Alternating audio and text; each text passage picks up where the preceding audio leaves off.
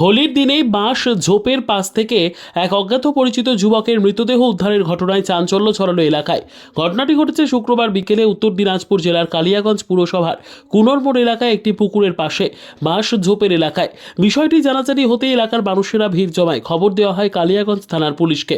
Police এসে মৃতদেহ উদ্ধার করে ময়নাতদন্তের জন্য রায়গঞ্জ মেডিকেল কলেজ ও হাসপাতালে পাঠায়।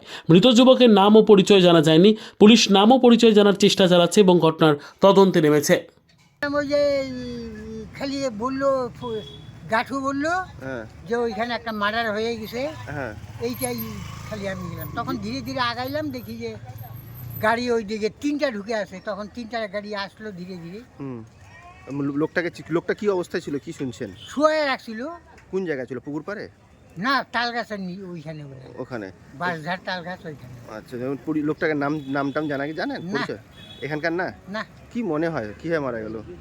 আমার মনে হচ্ছে দারুর বোতল একটা ছিল, দারু খাইছে আর গাঞ্জার সিলিম না কি ছিল ওইখানে।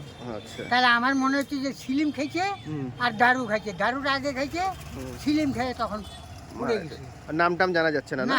এখানকার না, আপনাদের এখানকার না? আমাদেরই পাড়ার না। পুলিশ এসে নিয়ে গেল বডি? পুলিশ আসছিল নাকি? পুলিশ হ্যাঁ। নিয়ে গেল? পুলিশ আসছিল, একটা দারোগা আসছিল, লম্বা করে নিয়ে গেল। নিয়ে গেল। ঠিক আছে। ব্যুরো রিপোর্ট, উত্তর বাংলা সংবাদ।